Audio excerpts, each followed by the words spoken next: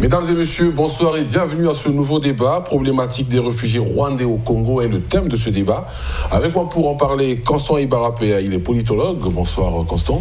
Bonsoir Maxence, bonsoir à mon aîné Asie Dominique de Marseille et à mon ami Ignace Ngirabatouare. J'ai dit à Makoro. Constant l'a dit, nous avons donc sur ce plateau Asie Dominique de Marseille, journaliste d'investigation, qui n'est plus à présenter. Bonsoir Asie. Bonsoir mon cher. Et puis nous avons Ignace Ngirabatouare, il est réfugié rwandais. Bonsoir Ignace. Bonsoir monsieur. Depuis plus d'un mois, quelques 8000 réfugiés rwandais ne bénéficient plus de ce statut. Après avoir tranquillement joui de l'accueil au Congo, ils sont aujourd'hui considérés comme des sans-papiers. Le Congo, le Rwanda et le HCR ont signé un accord pour permettre le retour de ces réfugiés au bercail. Mais ces derniers ne veulent pas rentrer. Ils redoutent des représailles de la part de leurs autorités. À Brazzaville, on invite ces Rwandais à se conformer désormais aux règles de l'immigration. Or, pour mener ces démarches administratives, il faut un passeport rwandais. Nous allons en parler dans ce débat, mais je vous propose déjà de repartir du côté de la régie et de suivre ce premier reportage.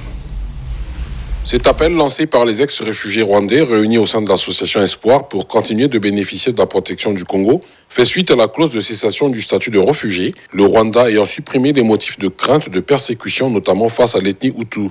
À la lumière d'un certain nombre de faits répertoriés dans un mémorandum publié en ce début d'année par l'association Espoir, les conditions fondamentales, durables et effectives comme la réunification véritable du peuple rwandais pour garantir le rapatriement des ex-réfugiés ne sont pas encore réunies. Comme le témoigne le rapport de Roberto Garreton de 1998 et le rapport des experts onisiens, dit rapport Mapping, publié en 2010, selon lequel nous sommes victimes et témoins. Malgré ces rapports, les auteurs du dit massacre n'ont jamais été jugés, mais plutôt continuent de nous intimider, diaboliser, harceler et plus grave encore, ce régime met en place FPR en utilisant les ambassades, nous poursuit dans les pays d'asile pour nous massacrer et kidnapper. Ce mémorandum revient sur les raisons actuelles des réfugiés rwandais Hutus de ne pas rentrer chez eux, parmi lesquels les Hutus sont seuls responsables des crimes de génocide au Rwanda, la chosification du Hutu désormais plus bas qu'un simple bétail, tout comme les propos souvent tenus par le président rwandais Paul Kagame, comme dans son discours du 4 juin 2014 dans lequel il parlait de fusiller publiquement et en plein jour les Hutus, faisant référence à certains textes sur la protection et le respect des droits de l'homme comme l'article 14, alinéa 1er de la Déclaration universelle des droits de l'homme qui stipule que, devant la persécution, toute personne a le droit de chercher asile et de bénéficier de l'asile dans d'autres pays. Les ex-réfugiés rwandais encore au Congo sollicitent des autorités congolaises l'observation de cette disposition parmi tant d'autres. Retour sur ce plateau, je me retourne tout de suite du côté de M. Constant Ibarapea, vous êtes politologue. Est-ce que le Congo était obligé de conclure cette tripartite avec le Rwanda et le HCR à la lecture du reportage que vous venez de suivre? Bon, merci de m'avoir associé à ce débat. Je dirais que on ne peut pas reprocher au Congo aujourd'hui d'avoir signé cette tripartite avec le Rwanda et le HCR. Et est-ce que l'initiative de cette tripartite émanait du Congo? Je ne pense pas. Et puis le Congo ne l'a pas fait tout seul. Il y a d'abord l'ONU qui est là à travers le HCR. Alors, le Congo a accepté d'accorder l'asile à ces réfugiés rwandais. C'était sur la base d'un accord avec l'ONU, à travers le HCR. À partir de ce moment-là, il était nécessaire, au vu d'un certain nombre d'éléments, c'est-à-dire le Rwanda, qui a estimé que ces ressortissants devaient regagner son pays, ce qui est tout à fait normal. Hein. Vous vous souvenez, nous aussi, on était dans cette même situation avec nos compatriotes qui étaient au Gabon. À un moment, quand la clause de cessation a cessé, on a demandé au Congolais de rentrer. Certains sont rentrés, l'État congolais a tout mis en œuvre. Donc, le rôle d'un État, c'est d'assurer la protection de ses citoyens et de voir ses enfants vivre de son territoire. Alors, si le Congo l'a fait, juridiquement, on ne peut pas reprocher quoi que ce soit au Congo. Et politiquement, on ne peut pas reprocher quoi que ce soit au Congo pour l'avoir fait. Peut-être stratégiquement, et là nous allons voir. Mais je veux dire d'entrée de jeu que pour comprendre cette affaire, c'est la question que nous débattons aujourd'hui, il nous faut, moi je dois utiliser 3 répertoires. J'aurai le répertoire historique pour comprendre le refus le refus de nos amis rwandais à repartir chez eux. Je veux convoquer le répertoire juridique et je convoquerai également le répertoire sociologique pour voir que gagne le Congo dans cette affaire. Nous allons y revenir. Asie-Dominique de Marcel, journaliste d'investigation. Le Congo était-il obligé de signer cette tripartite avec le Rwanda et le HCR? Oui, mais c'est la norme en la matière, c'est la norme. Le Congo n'est pas un pays hors norme. Il est parmi les pays signataires des conventions internationales, donc un pays de la communauté internationale régi par les Nations Unies. Et quand vous avez des réfugiés chez vous, évidemment, pour que les réfugiés rentrent, il faut bien qu'il y ait un accord associant le pays d'accueil, associant le HCR et le pays, qu'on appelle ça, le pays qui héberge les réfugiés. Donc, dans le cas d'espèce, ce n'est pas une nouveauté. Et l'histoire a montré que les réfugiés congolais en RDC, pour rentrer ici, il a fallu un accord tripartite. Il était signé entre le Congo, la RDC et le HCR. Donc ça se passe comme ça, parce que le pays d'accueil, donc le Congo par exemple, quand il reçoit, ou le Rwanda, il sait qu'il va recevoir, il signe l'accord, et c'est même lui qui demande. En fait, c'est lui qui déclenche le processus. Il dit, je suis prêt, je demande que les gens viennent. Alors vous ne voyez pas le Congo te dire, non, on ne vous envoie pas vos gars. Le HCR dit, c'est moi qui garde les réfugiés. Donc le maître d'ouvrage qui met tout en exécution sur le HCR. Les réfugiés dans n'importe quel pays au monde sont gardés par le HCR. Le pays donne l'espace, le HCR a la gouvernance des réfugiés. C'est lui et ce n'est que lui qui gère les réfugiés. Vous êtes en train de dire que finalement le Congo n'avait pas le choix. Non, le Congo, mais je dis, c'est le système fonctionne comme ça. On ne va pas faire de ça une exception. Quand les réfugiés sont dans un pays, pour qu'ils repartent dans l'autre pays, le Congo qui accueille doit se mettre en harmonie avec le pays qui appelle et le HCR. Voilà pourquoi on dit l'accord tripartite, parce que cet accord interpelle trois institutions, le pays d'hébergement, le pays d'accueil dans le pays surtout originaire réfugié, et le HCR qui est l'institution qui gère les réfugiés. Donc c'est un mécanisme, je peux dire, institutionnel. Voilà, c'est comme ça que ça se passe. Ignace, la même question. Est-ce que vous pensez que le Congo était obligé de signer ces tripartites avec le Rwanda et le HCR? Je crois qu'il ne devait pas le signer parce que, selon nous les réfugiés, nous jugeons l'accord de clause de cessation prématurée parce que les conditions pour lesquelles tu nous as poussé de quitter le Rwanda ne sont pas encore changées. Ils sont là, il y a encore des conditions qui nous ont poussé de quitter le Rwanda, existent toujours jusqu'à aujourd'hui. Comme quoi, par exemple? Par exemple, il y a le conflit entre les deux ethnies, Hutu et Tutsi, qui existe jusqu'à aujourd'hui. C'est vrai, la guerre a pris fin, mais le conflit existe jusqu'à aujourd'hui. Donc vous avez peur de repartir parce que vous pensez que les conditions de votre retour ne sont pas réunies, quoi. Vous êtes comme marginalisé en quelque sorte. Exactement, ne sont pas encore réunis. Vas-y. Alors voilà, c'est ce qu'on appelle la deuxième partie de la question. Le système fonctionne ainsi. Maintenant, il appartient au Rwanda de montrer que quand il déclenche la signature de l'accord tripartite, que le Rwanda est sincère. Quand vous nous posez la question sur le plateau, c'est pour dire qu'institutionnellement, ça fonctionne comme ça. Maintenant, on ne peut pas condamner le Congo d'avoir signé. Maintenant, c'est la volonté du pays d'accueil. Parce que je reviens sur l'histoire. Le cas n'est pas exceptionnel. Le jour où le Congo demande à la RDC de lui renvoyer ses réfugiés, c'est le Congo qui demande. Et la RDC ne peut pas dire non. Parce que maintenant, c'est au Congo de montrer sa bonne volonté. Le HCR accompagne, qui gère les réfugiés. Alors ici, la question est capitale pour dire, on signe oui. Mais est-ce que la demande du Rwanda est-elle sincère? Voilà la belle question. En ce moment-là, le monsieur répond, dit non. Et en ce moment-là, moi, je peux vous dire non. Mais le système fonctionne que comme ça. Si on dit le Congo ne signe pas, le Congo devient délinquant dans un système légaliste. Mais l'appréciation de la sincérité du Rwanda appartient pas au Congo. Quand Sassou dit les réfugiés congolais en RDC doivent rentrer, l'appréciation de la sincérité des dires du président Sassou n'appartenait pas à Kabila. Kabila héberge, Kabila donne. Mais à Sassou d'être sincère pour que les réfugiés qui rentrent trouvent une vie paisible. Voilà, c'est ce que j'appelle moi le deuxième volet de la question. Mais le HCR ne mène pas une enquête. C'est vrai que le président peut dire faites-moi venir mes ressortissants. Oui. Une certaine façon de parler, mais tout en sachant qu'ils peuvent aussi avoir un agenda caché. Le HCR en ce moment-là fait quoi? C'est la question fondamentale de ce débat. Si je suis venu à ce débat, parce que l'histoire risque de bégayer l'histoire risque de bégayer. Quand je dis bégayer, c'est quoi? L'histoire risque de nous ramener. C'est-à-dire, ce qui est intéressant pour moi dans ce dossier, c'est que ça se passe au Congo. Pourquoi je dis intéressant? Parce que le Congo lui-même a déjà vécu ce cas. Quand on vous dit disparu du beach, ce dossier des disparus du beach, c'est exactement ce qui risque d'avoir lieu dans le cas du Rwanda. Nous allons y revenir, Azi. Voilà. Que le politologue dise quelque chose. Oui. Oui, je dois dire quelque chose. On commence par dire à mon ami Ngira Batouare que le Congo n'avait pas à discuter du choix de votre retour dans votre pays d'origine. Première chose. Deuxième chose, je dois dire ici qu'on ne peut pas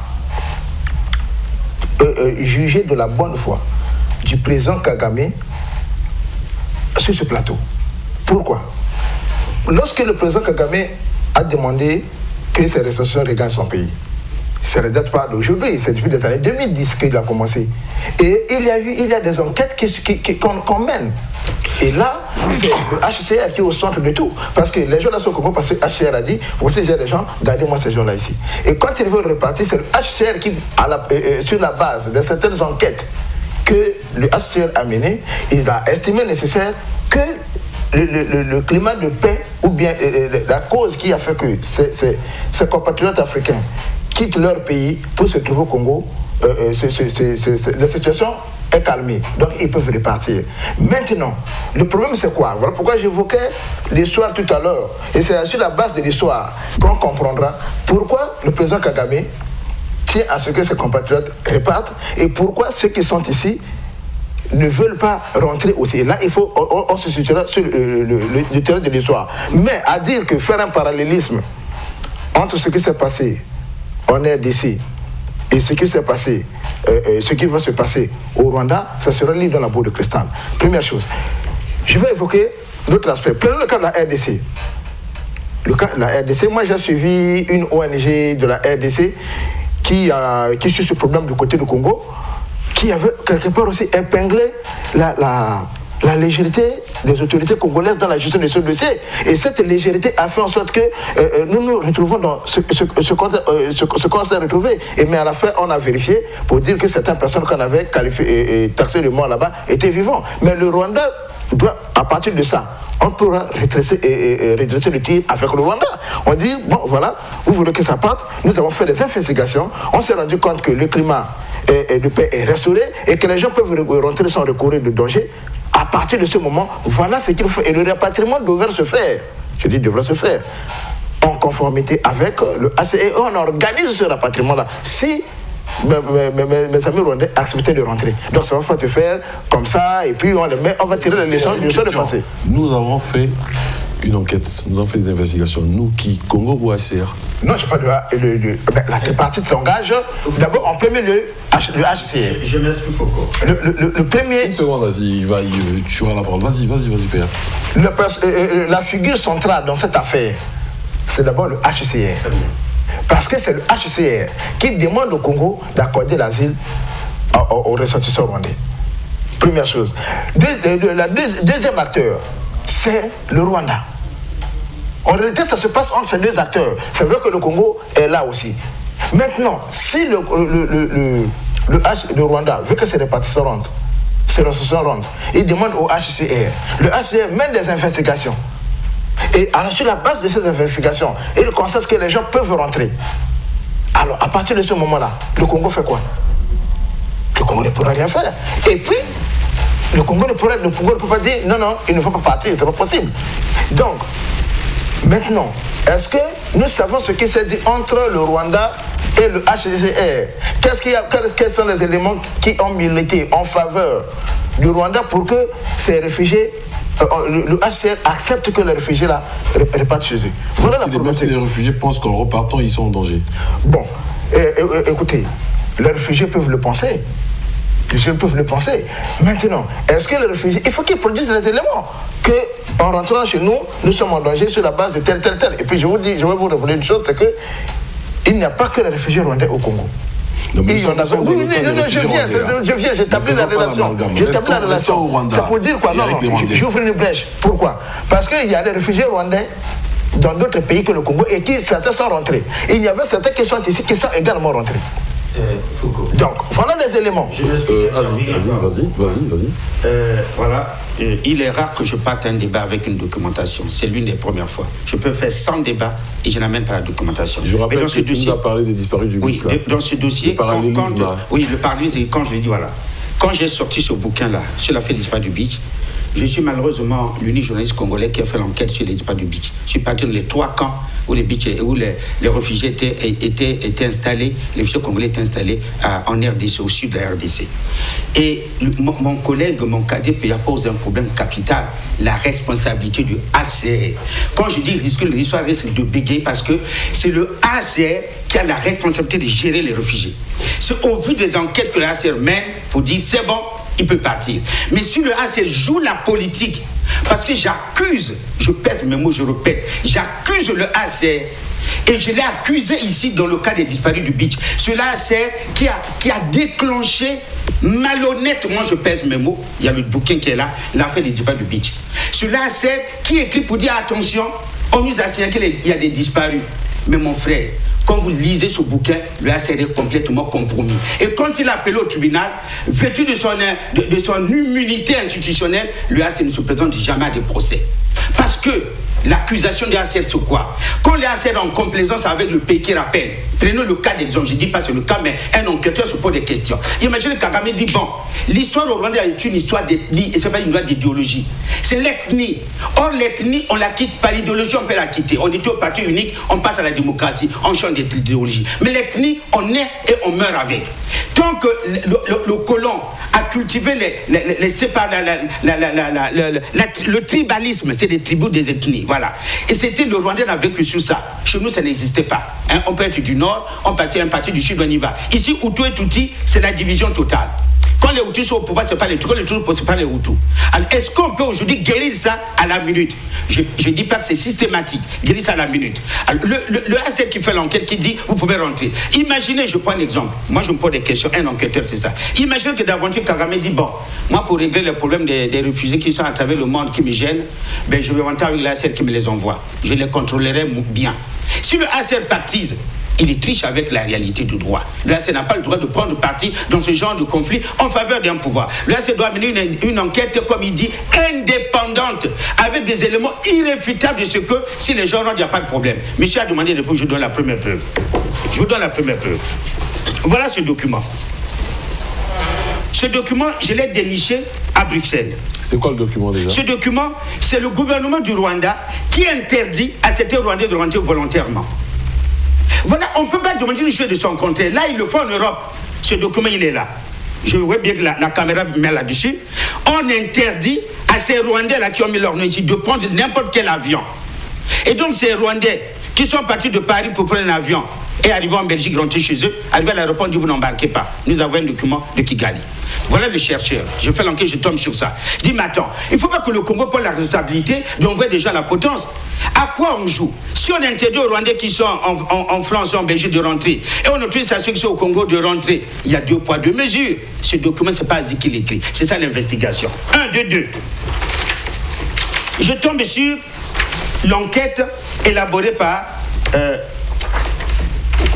les droits de l'homme. Si vous regardez la FIDH, c'est étonnant. Ce rapport, si les Rwandais ne l'ont pas, moi je l'ai. Et je le déniche où? À Paris. Les instituts de le FIDH dénoncent systématiquement la mauvaise pratique du pouvoir rwandais en face de ces réfugiés. C'est pas Aziz qui fait ce rapport. Quand on fait une enquête, on n'est pas parti sur le terrain, on se sert des rapports des autres. Ça, c'est le FIDH qui vraiment déplore le comportement du gouvernement rwandais. Alors si nous avons les ONG sont faites pour ne pas faire le pouvoir. Donc quand on gère un pouvoir, comme on dit une chose, si les ONG contredisent, on fait attention aux ONG. Les gens n'ont pas de parti pris apparemment. Alors si l'ONG s'impose, dit non, ça ne marche pas et que nous envoyons. La totale c'est quoi?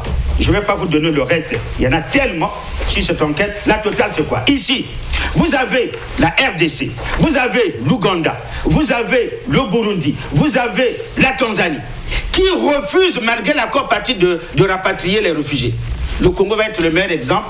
Si la RDC refuse, le Rwanda, le Burundi refuse, l'Ouganda refuse, la Tanzanie refuse. Parce que malgré le rapport de l'ACR, ils estiment qu'ils ont des éléments, leur position montrant que ça ne va pas s'ils repartent. Vous n'allez pas porter la responsabilité historique d'envoyer les gens à la potence. Donc vous êtes en train de dire, Azi, tous ces documents que j'ai rassemblés dans cette enquête. Vous êtes en train de dire que le Congo devrait mener une contre-expertise pour comprendre ce qui se passe. C'est simple à faire. Je suis journaliste d'investigation. J'ai fait le voyage pour avoir tous ces documents. Quand j'arrive en RDC, ce que je trouve sur le comportement du ACR, je dis bien blâmable. Ce n'est pas normal. Le ACR ne doit pas faire de la politique. Il ne faut pas qu'il brûle le village. Ce n'est pas normal. Il ne faut pas que le ACR partise malicieusement avec les secteurs pour faire du mal aux citoyens. Le Congo doit prendre la responsabilité d'envoyer des gens à la potence. Voilà un élément. Non, du côté de PA. Oui, non, attends, je donne un élément important pour que PA puisse intervenir. Ok, allez-y. Voilà l'élément qui, moi, me déclenche l'enquête sur lequel je suis congolais, je suis chez moi, je vais en faire l'enquête sur quoi. Vous avez 9 ou 10 000 réfugiés rwandais au Congo qui sont arrivés depuis 20 ans. Ils ont participé à tout. Ils ont une relation avec les Congolais. Ils ont créé leur famille ici. Ils investissent et ils font le commerce. Ok. Un bon matin, nous regardons les reportages à la télévision. On montre que le Rwanda est un pays qui est en train d'évoluer. C'est la petite Suisse africaine. C'est l'Eldorado. C'est un pays qui est en plein essor. C'est le meilleur en Afrique. Et quand je vois 10 000 Rwandais et qu'il y a 8 000 qui refusent de partir, n'importe quel journal d'investigation pose la question. Mon pays évolue, j'ai amassé un capital financier au Congo, mais on ne vit bien que chez soi. Qu'est-ce que je fais? J'apporte mon capital, je rentre dans mon pays parce que le pays évolue. Mais quand j'ai vu 10 000 Rwandais, 8 000 refus de partir, la moisson est trop négativement grande. Ça m'amène à dire qu'il y a quelque chose qui ne va pas. Et c'est après de là que je me suis intéressé. Et quand je suis parti voir, je me suis rendu compte qu'on peut être Rwandais, on peut être content à l'extérieur alors que ton pays va bien. C'est-à-dire qu'il y a une inadéquation. Ce qui est handicapant, c'est quoi? La volonté de partir n'est pas suscité par la publicité qu'on fait du Rwanda. C'est le président de la publicité fait. On va donner la parole à PA. Donc c'est ça le dossier. PA, quand je suis Azi, c'est vrai que d'un côté, il dit que le HCR est responsable, mais quand tu vois le comportement du gouvernement congolais par rapport au gouvernement de la RDC, de l'Angola, où on retrouve des Rwandais, j'ai comme l'impression qu'Azi accuse également le Congo. Non. Est-ce que c'est ton sentiment? Non, je n'accuse pas le Congo. Plutôt, j'ai dit le Congo n'a pas le choix. C'est une impression. Non, je n'accuse pas le Congo. Je dis le Congo doit faire attention. Lorsque Azi cite la RDC, l'Angola et les autres qui refusent de rapatrier les réfugiés rwandais parce qu'ils ont des éléments à leur possession qui ne leur permettent pas d'être d'accord avec le HCR et que le Congo tout bonnement dit aux réfugiés repartez, on a l'impression que c'est une accusation qu'on fait du Congo. Bon, chacun peut avoir son opinion sur cette question. Moi, je ne gère pas des questions par émotion. J'ai fait la science. J'ai commencé par expliquer comment le phénomène fonctionne. Monsieur Azi a apporté les documents là. Et l'autre, je l'ai lu, la démocratie, monsieur tutelle. J'ai lu ce rapport. Et puis, l'autre rapport qui interdit à certains Rwandais, heureusement qu'il a dit certains Rwandais, de rentrer chez eux. Première question, la question qu'on doit savoir, c'est qu'au nombre de quels, combien sont-ils? C'est Rwandais qu'on refuse de repartir chez eux. C'est des Rwandais, simplement. Non, attendez. 1, 2, 3, c'est des Rwandais. C'est des Rwandais. 1000, c'est des Rwandais. 4, 5, c'est leur pays, ils doivent rentrer chez eux. Un citoyen extérieur n'est pas... Imaginez que vous êtes dans un groupe de 10 Congolais, 9 rentrent, on vous dit vous ne rentrez pas. Est-ce que vous aurez ce sentiment que vous êtes... c'est des Rwandais? Donc le nombre, apparemment, je ne prends pas parti, mais bon, on raisonne scientifiquement, comme vous avez dit, c'est aussi la science. Le nombre, en ce moment-là, ne compte pas. Ça compte. Vous allez voir là où je vais en venir. Je vous en prie, allez-y. Voilà, si vous laissez le temps. Première chose, donc, je vais d'abord m'interroger, combien sont-ils?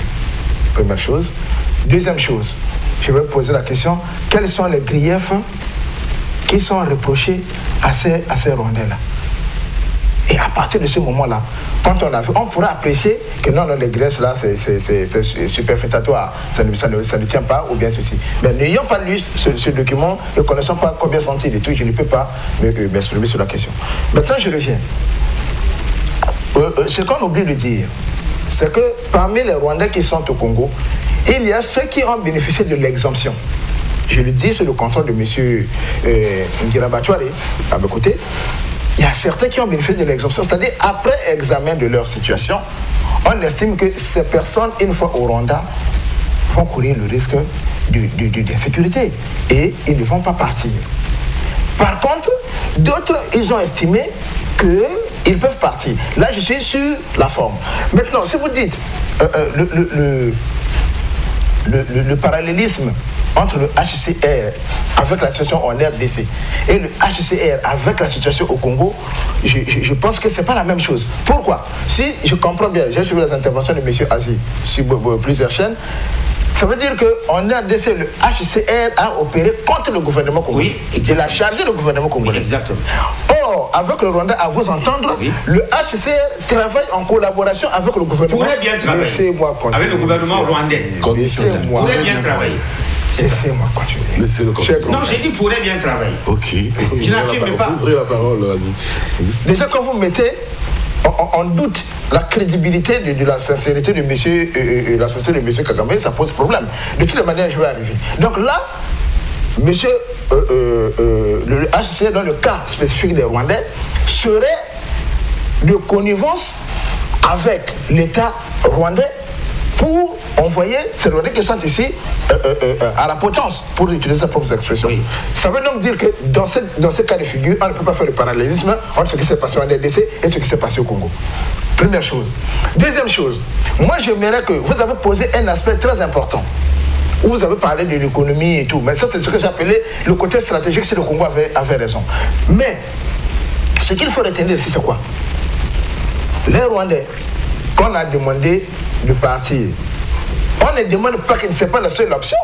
Ça aussi, M. Aziz n'aperçoit pas. On leur a dit, soit vous partez chez vous, si vous voulez. C'est bon, le rapatriement volontaire. C'est ce que j'ai lu. Moi, j'ai le communiqué final de tout ça ici. Rapatriement volontaire. Voilà. J'ai ici le communiqué final le procès verbal de la réunion tripartite d'évaluation, je l'ai sous mes yeux. 26 au 26 septembre 2017. Voilà. Donc, premièrement, rapatriement volontaire. Deuxièmement, intégration locale. Mais cette intégration locale est conditionnée par l'obtention d'un passeport rwandais.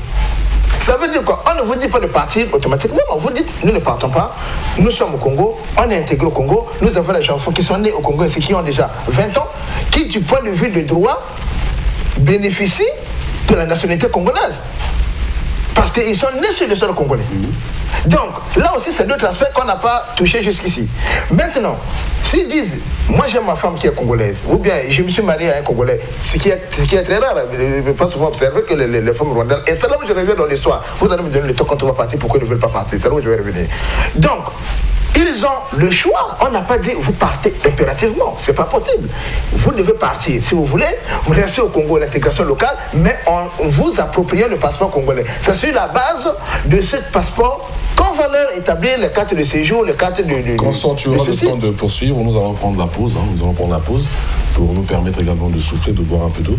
Et puis nous reviendrons poursuivre ce débat placé sur le thème problématique des réfugiés au Rwanda, au Congo. À tout à l'heure, mesdames et messieurs. Merci beaucoup.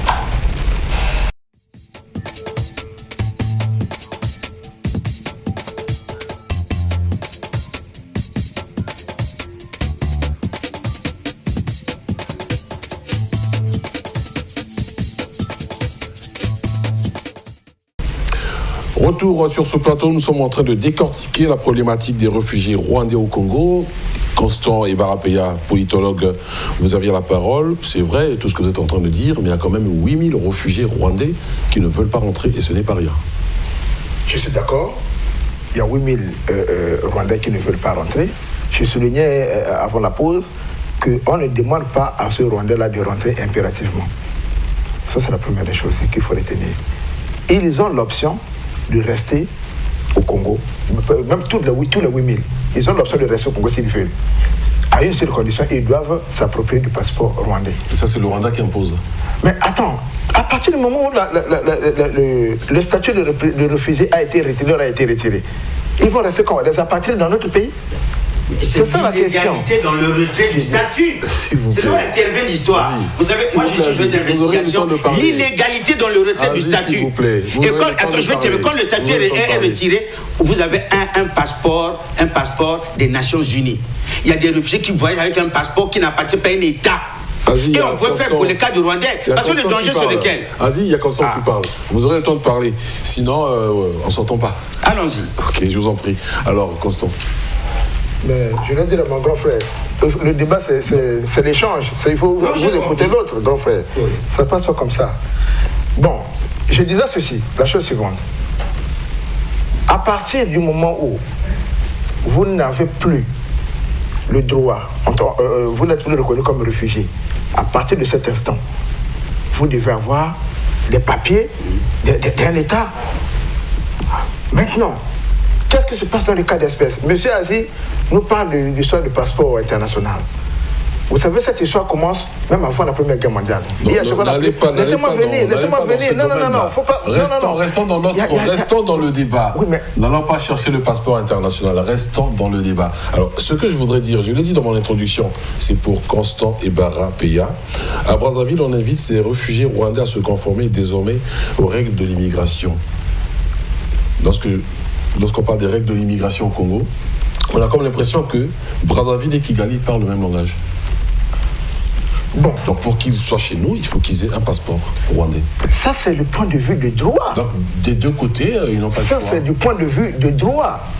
Puisqu'ils sont restés ici pendant 20 ans, sous le régime de réfugiés. Ils avaient besoin, je crois, d'une carte. Je crois une carte de réfugiés qu'on leur attribuait. Mais à partir de ce moment où la clause intervient, ils doivent, s'ils veulent rester sur le territoire congolais, se conformer à la législation congolaise. Sur quelle base? Moi, j'ai été à l'étranger, j'ai été étudiant, mais pour m'établir la carte de séjour, ou soit la carte consulaire, je devais apporter la preuve que je suis congolais, j'apporte mon passeport. Par contre, nous on avait... Attendez, laissez-moi... Allez-y. Par contre, on avait aussi là-bas les ressortissants de la RDC, qui étaient la bonne situation du réfugié. Eux, ils avaient des cartes qu'on leur donnait. Donc, on ne peut pas dire ici que le Congo et le Rwanda sont en connivence ou quoi, je ne sais pas. Non. Non, c'est dans le raisonnement. C'est du point de vue juridique. Quand vous établissez les papiers dans un État. C'est les accords diplomatiques. Alors, une seconde, Asie. On a aussi comme l'impression, ça c'est une question que je pose comme ça, dans ces démarches administratives, il leur faut un passeport rwandais. Ils ne veulent pas. L'ambassadeur rwandais est venu pour expliquer ce cas. Je vous propose d'aller du côté de la régie suivre les propos de l'ambassadeur rwandais qui a été reçu du côté congolais. Et puis nous allons revenir. Et cette fois-ci, je demanderai à Ignace Guirabatouare pourquoi il refuse de prendre le passeport rwandais. Mesdames et messieurs, à tout à l'heure. Lors de leur entretien, Pierre Ngolo, président du Sénat, et Jean-Baptiste Abiyalimana, ambassadeur du Rwanda au Congo, ont échangé sur les bonnes relations qu'entretiennent le Congo et le Rwanda en s'appuyant sur la relation de la diplomatie parlementaire. Il en ressort précisément que les deux pays entendent renforcer les relations entre leurs deux parlements, ce pour accompagner les ex-réfugiés rwandais à effectuer paisiblement le retour dans leur pays. Ils ont deux choix, effectivement. Ils ont la possibilité de rentrer au Rwanda volontairement, mais aussi, grâce à l'amitié qui existe entre nos deux peuples, ils ont le choix de rester ici, de s'intégrer socialement, économiquement et administrativement. Parce que ce qui leur manque maintenant, c'est les cartes qui remplacent les cartes de réfugiés. Donc ils sont invités encore une fois de plus à venir à l'ambassade pour régulariser leur situation administrative, acquérir des passeports rwandais et alors continuer leur intégration ici dans le pays qui les a accueillis depuis 20 ans. Nous ne demandons pas aux Rwandais de rentrer au pays pour aller chercher le passeport. Ils viennent juste remplir des formalités, comme certains parmi eux ont déjà rempli et obtenu le passeport. Et ces demandes de passeport, nous les envoyons à Kigali, au service en charge, et puis ils auront leur passeport dans 2-3 mois. Jean-Baptiste Abiyalimana a saisi cette occasion pour demander aux parlementaires congolais, à travers le président du Sénat, d'aider son ambassade dans le travail de sensibilisation afin de persuader les ex-réfugiés à adhérer soit au rapatriement volontaire ou à l'intégration locale en formalisant leur situation. Ignace Guirabatouare, vous êtes ex-réfugié rwandais, puisque c'est de ça qu'on parle. Vous venez d'écouter si vous le voulez bien, votre ambassadeur ou pas, vous avez le libre choix de l'accepter ou de ne pas l'accepter. Mais pourquoi vous ne voulez pas qu'on vous établisse des passeports rwandais? Merci pour la question.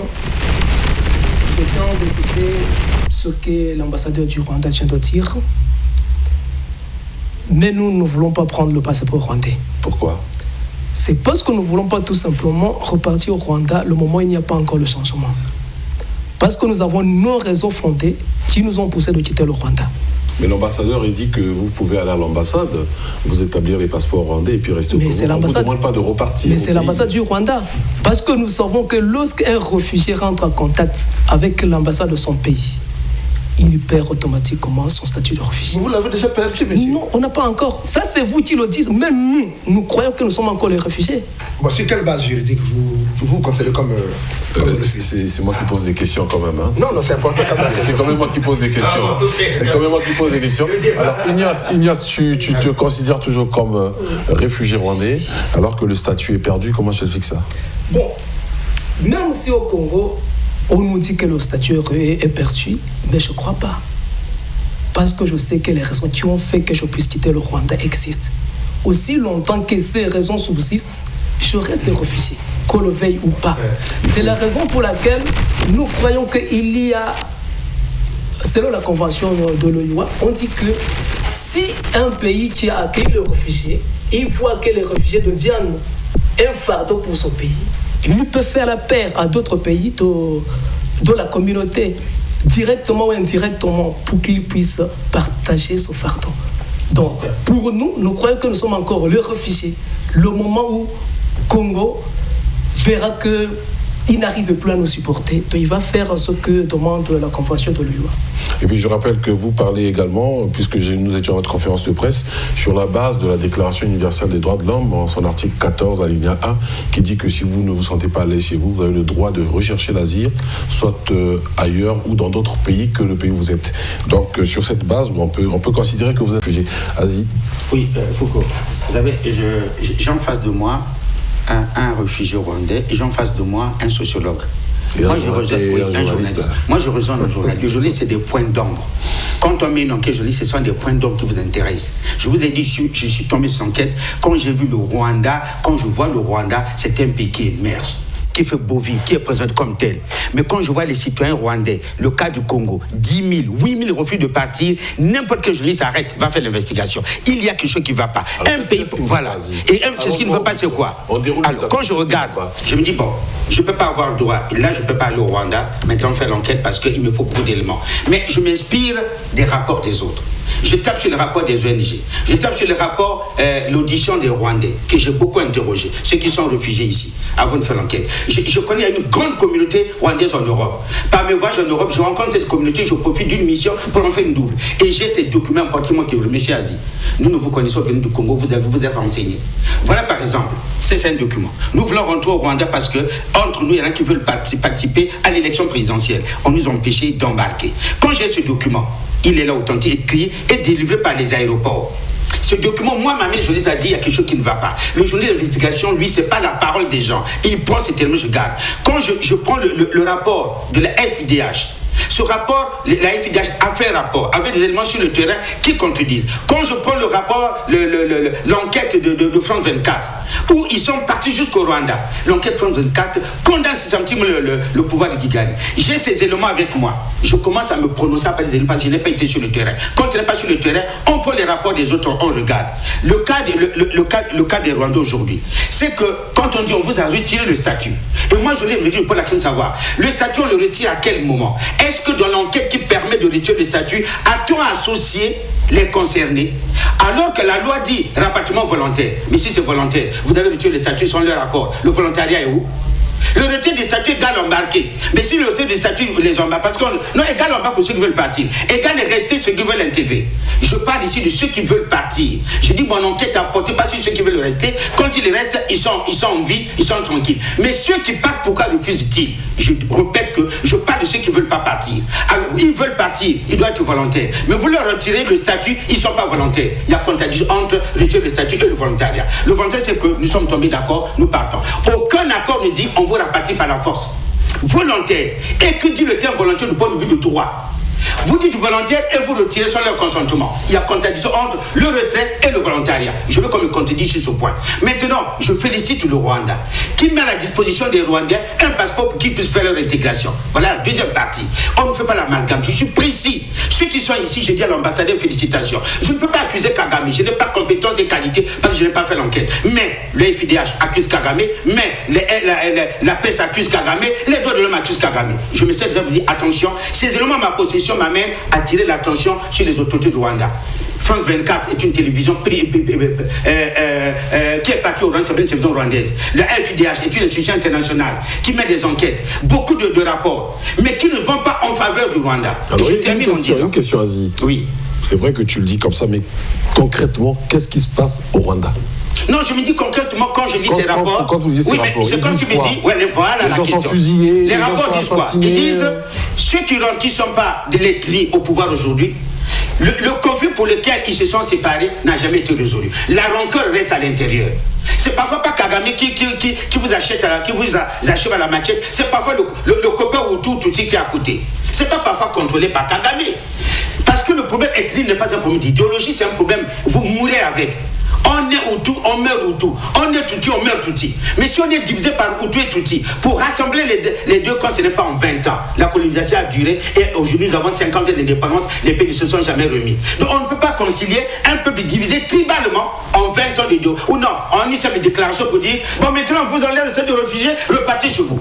Et quand vous avez ce statut-là, vous avez regardé, le Rwanda, ce n'est pas le Congo. La crise au Congo peut être une crise d'idéologie, une crise politique. Le Congo nous a reçu son temps. Il n'y a pas de Bakongo, il n'y a pas de Lari, il n'y a pas de Moshi qui soit contradictoire. Mais au Rwanda, c'est systématique. Hutu et Tutsi, ça ne s'entend pas. Voilà. Alors, quand vous arrivez à ce point-là, ce n'est pas parce que vous avez dit, bon, votre statut tombe, repartez. Alors, bon, monsieur Foucault, vous qui posez des questions. Quand le statut tombe, repartez. En tombant ce statut, vous avez réconcilié la distinction entre Hutu et Tutsi. Il ne faut pas qu'on blague. Voilà les enquêtes. Et l'enquête, c'est ça. Alors, une question que je pose à Ignace. Ignace, sans indiscrétion, l'ambassadeur du Rwanda au Congo, est-il Tutsi ou bien Hutu? Je ne sais pas. Vous ne savez pas. Ok, d'accord. Alors, Péa, une réaction? Je constate la mauvaise foi de mon ami Ignace. Ignace ne connaît pas l'ethnie de son ambassadeur. Bon, il s'appelle Abiyarimana. Vous ne pouvez pas avoir une idée sur ce que c'est. Première chose. Ça veut dire qu'il est Hutu. Non, bah, d'accord, laissez-moi voir, je vais arriver. Deuxième chose. Ça veut dire qu'il est Hutu, c'est ça? Non, je ne sais pas, ça a compris. Deuxième chose, regardez. Pour éclairer les téléspectateurs, Péa, dis-nous, il est Hutu ou Tutsi? Regardez. Par son nom, Péa, attends, tu vas continuer. Dis d'abord, Péa. Tu as pris le nom Abiyarimana, ça veut dire quoi? Il est Tutsi ou Hutu? C'est lui le Rwandais qui connaît. Mais tu sens ce nom là, Lui, il dit qu'il ne connaît pas. Oui, parce que j'ai lu le nom.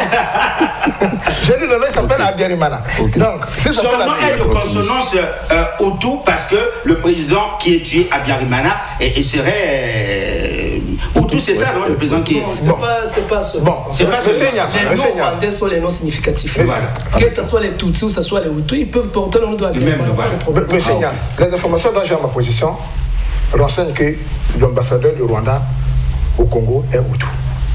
Première chose. Deuxièmement, parce que vous avez voulu que je m'exprime là-dessus. Deuxièmement, monsieur Azi dit ici que la séparation est étanche. Si les Hutus sont au pouvoir, il n'y a que les Hutus. Non, je ne dis pas systématique, je dis c'est des divisions qui s'observent.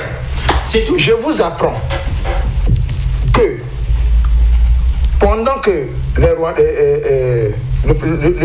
le général Abiyarimana était au pouvoir, il y avait les Tutsis dans son gouvernement. Tout comme, pendant que le président Kagame, d'ailleurs après le génocide, oui. Si je ne me trompe pas, Faustin Kagaramungu, qui était Premier ministre, était Hutu. Si je ne me trompe pas, M. Pasteur Bizimungu, qui était présent juste après le génocide, président de la République, était Hutu. Donc là, sur ce terrain-là, on ne peut pas dire ça. Il y a des choses qui sont claires et établies. Moi, je vais revenir sur un aspect très intéressant. Pourquoi les Rwandais ne veulent pas prendre le passeport de leur pays? En entendant M. Ignace tout à l'heure, ce que je retiens, c'est qu'il y a la négation de l'autorité rwandaise. Ils ne reconnaissent pas le pouvoir de Kigali. Puisqu'ils disent ce pouvoir du FPR, nous ne le reconnaissons pas. C'est pour ça qu'ils ne veulent pas prendre de passeport. Maintenant, c'est comme ça. Non. Attends, Ignace, S'il donne le passeport, il sait qu'il est réfugié. Bon, c'est lequel. Non, mais... Ah oui. Ignace, tu veux réagir là? Non, monsieur Péa. Parce que tu le regardes bizarrement là. Vas-y. Je n'ai pas dit que son pouvoir de RPR, je ne le connais c'est pas ça. Vas-y, Ignace, tu développes. Moi, je suis un réfugié. Je n'ai rien à voir avec le pouvoir de Tigali pour la première fois. Pourquoi? Je reconnais qu'il y a le pouvoir de Tigali, mais ce n'est pas le pouvoir qui me gère parce que je suis un réfugié. Et un réfugié ne peut jamais rentrer en contact avec son ambassade. Mais non, écoutez, ne tournez pas en rond. Qu'est-ce qu'ils étaient réfugiés sur la base d'une clause. Et c'est le HCR qui demande à l'État congolais de les accueillir. Ces institutions qui ont fait des réfugiés ont dit qu'à partir de cette façon, il faut être les réfugiés au vide de. Pourquoi donc ce matin as dit que nous sommes réfugiés? D'ailleurs, une déclaration du Premier ministre a dit qu'ils étaient en situation irrégulière. Est-ce qu'à partir de ce moment-là, l'argument de dire que nous sommes les réfugiés tient encore? Non, attends, ne faisons pas du dilatoire. Oui, mais je m'excuse, je crois que nous devons éclairer la lanterne du public. Je vous ai déjà dit que vous n'allez pas répondre à cette question. Est-ce qu'il s'agit de délibérer du haut de votre fonction? Le statut est fini. C'est ça le problème, c'est pas de délibérer pour dire je m'appelle Gabriel, je peux l'ACM, le statut n'existe plus. Attends, je n'arrive. Si ça n'existe plus, quels sont les éléments de votre position qui vont. C'est ce que vous dites, non? Quels sont les éléments de votre position qui feront refuser de partir? Mais quels sont les éléments en possession du ACR et de Kagame qui montrent que les gars seront en paix? Pour eux, ils vont aller à l'abattoir. Pour eux, ils vont aller t'exterminer. Pour eux, ils vont te tuer. L'assurance n'est pas donnée. Pourquoi? Ces rapports qui ne sont pas faits par les Rwandais prouvent qu'il n'y a pas d'assurance. Mon frère, je vais aller dans mon pays. Si une presse est partie là-bas, affirmer, montrer qu'il y a l'extermination, je vais aller dans mon pays. Ici, les ONG montrent que, monsieur, les Rwandais qui sont en RDC ont été tués au vu au sud de ACR qui a laissé faire. Si je vais aller dans mon pays, les institutions internationales, les ONG montrent que ça ne va pas. Je fais comment? Je m'en vais quand même par mon entêtement. Il ne s'agit pas à Kagame de dire tout est fini. Il faut qu'il donne des garanties. Il faut que l'ACR comprenne que l'enquête n'est pas faite de manière parcellaire. Il faut bien qu'il y ait participation sur les volontaires. Le problème de fond, je veux le poser sur la table. Un rapatriement volontaire. Bon, le retour des statuts, il a été volontaire. Il a été dicté. On se voit, il casse le volontariat du rapatriement. Allons-y, la contradiction est là. On enlève le statut. Si une nouvelle partie ne peut pas aller en volontariat. Quand le Congo dit que vous êtes en situation régulière, mais il ne peut pas le partir parce que ce n'est pas volontaire. Mais le statut a été laissé, a été enlevé sans les consulter. C'est là le débat. Mais dites-moi qu'on les a consultés pour enlever le statut. C'est là où le volontariat ne marche pas. Constant va réagir, Azi. Constant. Bon, grand frère Azi. Première chose, ne criez pas. On fait le débat, c'est la force des arguments, disons les arguments de la force. Première chose. Deuxième chose, attendez qu'on vous donne la parole. Parce que quand vous parlez, je vous suis religieusement. Alors, laissez-moi aussi m'exprimer, même si je dis des faussetés, j'en endosse la responsabilité. Voilà, j'aimerais qu'on pose les bases. Maintenant, je vais répondre à toutes vos questions.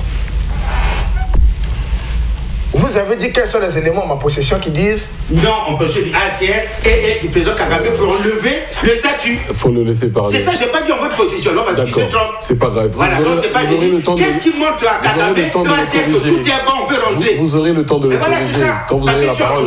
Pas le débat va dans tous les sens. Vous aurez le temps de le corriger. Kagame a tel élément, le ACR a tel élément, eux, ils sont convaincus. C'est ça, malheureusement. Monsieur Azi, vous aurez le temps de le corriger quand vous aurez la parole. S'il évolue dans les faussetés, s'il dit ce que vous n'avez pas dit, vous aurez la parole, vous le corrigerez. Monsieur le politologue, vous aurez la parole. Et religieusement la parole. Mais exemple, il faut discipliner le débat. Parce que moi, j'ai beaucoup de respect et d'estime pour les Congolais qui me suivent. On ne se fâche pas. Alors, non, je ne me fâche pas. Je suis un diable rouge, je ne me fâche jamais. Okay, voilà.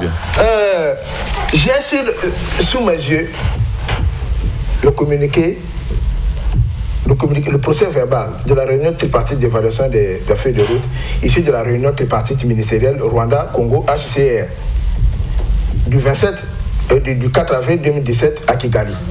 J'ai ici le communiqué final de la réunion tripartite d'évaluation de la feuille de route issue de la réunion tripartite ministérielle Rwanda-Congo du 4 avril 2017 à Kigali dans sa perspective de la clause de situation fixée le 31 décembre 2007. Dans ces rapports, dans ces documents, et ça c'est, il y a le Congo, signataire le Congo, le HCR et le Rwanda. Ils ont estimé sur la base des investigations qu'ils ont eu à faire que ces Rwandais-là peuvent rentrer chez eux. Mais là aussi n'est pas l'unique problème. C'est là où M. Aziz s'inscrit dans une fuite en avant que je n'arrive pas à comprendre. On leur dit ceci, vous pouvez rester au Congo, Il vous suffit de prendre le passeport rwandais. C'est toute la question. On ne vous a pas dit le passeport rwandais, vous rentrez chez vous. Pourquoi donc ils ne veulent pas prendre le passeport rwandais? C'est là où je vais évoquer l'aspect historique. Vous allez me le permettre. Allez-y. Pour comprendre tout ce qui se passe. Alors, vous savez, l'histoire du Rwanda, surtout à partir de 1950, 60, et a eu ce problème-là où certains vont en exil, certains sont au pouvoir, certains sont en exil, certains reviennent et autres s'organisent là-bas. Je prends l'exemple simple avec M. Kagame, où ses parents se sont retrouvés en Ouganda après justement ce qu'ils ont appelé la révolution, je crois, sociale ou française qui a eu lieu dans les années 60. Et c'est de là-bas qu'eux se sont organisés pour venir reconquérir le pouvoir au Rwanda. Et ceux-ci sont sortis. Et sur la base de certains documents que j'ai eu à lire et tout, il se trouverait que le pouvoir, le réfugié rwandais qui se trouve ici à Brazza ou encore à l'est en RDC sont dans l'optique de se préparer pour la reconquête du pouvoir au Rwanda. Ça, c'est des non-dits. Si ceux qui disent que nous ne voulons pas rentrer, pour eux, c'est parce que le pouvoir, là, nous ne le reconnaissons pas. Notre pays, c'est là-bas. Nous allons repartir, prendre notre pouvoir. Et celui qui a la connaissance du modèle opératoire, qu'il a utilisé pour y arriver, estime que nous avons construit le pays, nous avons fait ceci, et il faudrait que les autres rentrent, nous soyons ensemble pour ne pas que demain, on tombe dans les éléments, on casse le pays, on reconstruit, on casse. Le vrai problème est celui-là. Vous avez vu comment le président Kagame a multiplié une forte activité diplomatique entre 2010 et 2015. Il était constamment ici, constamment cela. Bon, on pourrait dire dans un premier temps que c'est le rôle de tout chef d'État qui voudrait que ces ressortissants reviennent chez eux.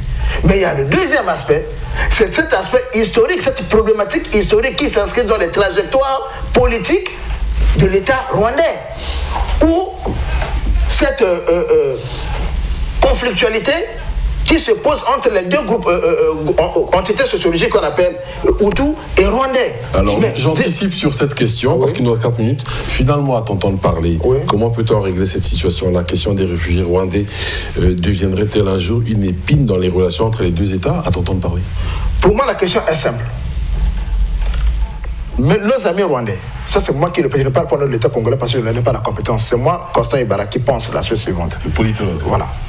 Nos États, nos amis rwandais, s'ils ne veulent pas, mais qui ne veulent pas rentrer chez eux, ils doivent prendre le passeport rwandais pour s'installer au Congo. Là où je parlais de l'aspect stratégique, c'est que qu'est-ce que le Congo gagne? C'est ça la question qu'il faut poser. L'État, c'est un monstre froid. On ne doit pas gérer l'État avec les émotions. Qu'est-ce que le Congo gagne en gardant les ressortissants rwandais, les ex-réfugiés, parce que ce ne sont plus les réfugiés, les ex-réfugiés sur le territoire congolais? Il nous reste 4 minutes, PA. Je sens que tu veux développer, mais tout le monde doit parler. Allez-y. Vas-y, en 1 minute, il nous reste 4 minutes. Oui, en 1 minute. Vous m'avez dit qu'il fallait corriger un truc. Excusez-moi, je peux avoir ce rapport de mon cher collègue. Vous avez, il vous donne ces rapports, il dit... j'ai lu ces rapports, ils se sont servis de ça pour faire rapatrier les gens. Voilà. Moi, c'est-à-dire, après ces éléments-là, il a tous les arguments qui permettent que les Rwandais, qu'on leur retire le statut et qu'ils partent, ok? Moi, je suis journaliste. J'ai cet élément, je l'ai lu comme lui. Je suis d'accord, ils vont repartir. Mais quand j'ai cet élément, j'ai celui qui dit, si vous les repartez, ils vont être tués. Ça, c'est pas moi qui le fais. J'ai un rapport. Cela, c'est la FIDH. Maintenant, vous accordez un peu. Je suis en train de dire ceci. Permettez que je vous coupe aussi. Vous l'avez fait tout au long de cette émission. Maintenant, il vous reste 2 minutes. Vous accordez le crédit à Africa 24 et à FDH. Mais concernant les disparus du beach, quand c'est même ONG, on fait des rapports et Pendouin le Congo et RFI qui faisait le truc sur le Congo, vous vous êtes levé pour dire que c'était partiel. Non, il faut. Même